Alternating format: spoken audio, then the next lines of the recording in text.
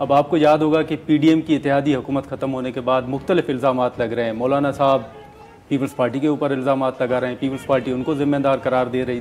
پھر نون لیگ کو اگر آپ دیکھیں تو وہ بھی الزامات لگا رہے ہیں. آپ بھی پارلیمان میں موجود تو تھے, جماعت اسلامی کے ساتھ بھی باتیں ہوئی تھیں. آپ کیا دیکھ رہے ہیں کہ ان میں ذمہ دار کون ہے؟ اگر انتخابات میں تاخیر ہے تو ذمہ دار کون ہے, اور اگر آئین کی خلاف ورزی ہوئی ہے تو اس کا بھی ذمہ دار آپ کی نظر میں کون ہے؟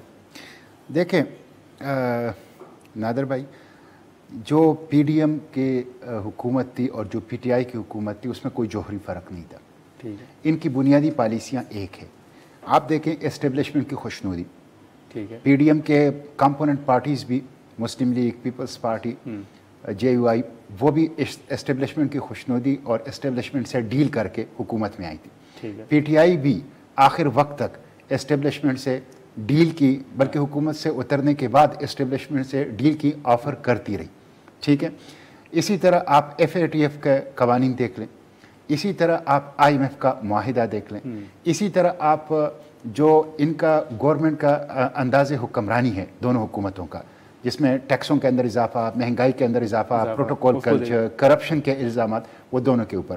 اسی طرح آپ دیکھ لیں کہ آرمی چیف کے ایکسٹینشن, اس کے اوپر یہ سب ایک تھے. میں اس کے خلاف جو ہیں کھڑا رہا, تو میں ان میں کوئی فرق نہیں سمجھتا. آج اگر ملک کی یہ صورتحال ہے کہ ملک ایک بحران کے اندر جا چکا ہے, ایک مشکل میں ہے, تو اس کی ذمہ دار پاکستان تحریک انصاف کی حکومت اور ان کی پالیسیاں, اور پی ڈی ایم کی حکومت اور ان کی پالیسیاں ہیں. اب آپ دیکھیں دھماکے ہو رہے ہیں, یعنی کتنی افسوس کی بات ہے کہ عید میلاد النبی یعنی 12 ربیع الاول کے موقع کے اوپر 2 دھماکے اور 50 سے زیادہ, یعنی دل ہمارا زخمی ہے اس کے اوپر.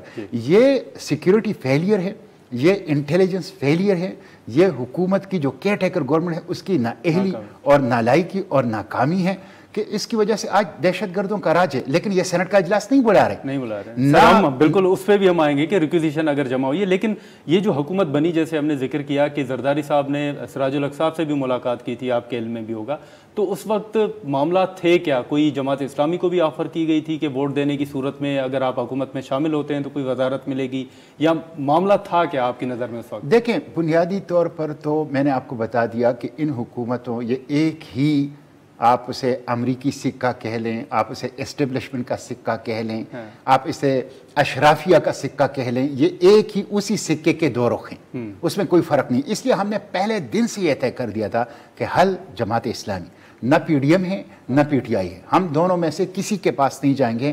ہم عوام کی بات کریں گے, constitutionalism, civilian supremacy, fundamental right, Pakistan کے عوام کی مفاد کی بات کرنا, اور ہم دونوں میں سے کسی کا ساتھ نہیں دیں گے. ہم دونوں کے خلاف ہیں, ہم عوام کے ساتھ ہیں اور عوام کی بات کر رہے ہیں. کہ 2 رخ کیسے ہوئے؟ جو تحریک عدم اعتماد جمع ہوئی چیئرمین پی ٹی آئی کے خلاف, وہ تو یہ پی ڈی ایم تو دعویٰ کرتی ہے نا کہ ہم نے تو آئین کے تحت ان کو ہٹایا ہے, پارلیمان کے ذریعے ان کو ہٹایا گیا. لیکن اس میں شک نہیں ہے کہ جو طریقہ کار نو کانفیڈنس کا اختیار کیا گیا وہ آئین کے تحت تھا, لیکن نو کانفیڈنس کے لیے ان کو جو مطلوبہ تعداد تھی وہ کن کی طرف سے آئی؟ وہ باپ پارٹی کی طرف سے آئی, وہ جی ڈی اے کی طرف سے آئی, وہ ایم کے ایم کی طرف سے آئی. یہ اثاثے کس کے تھے؟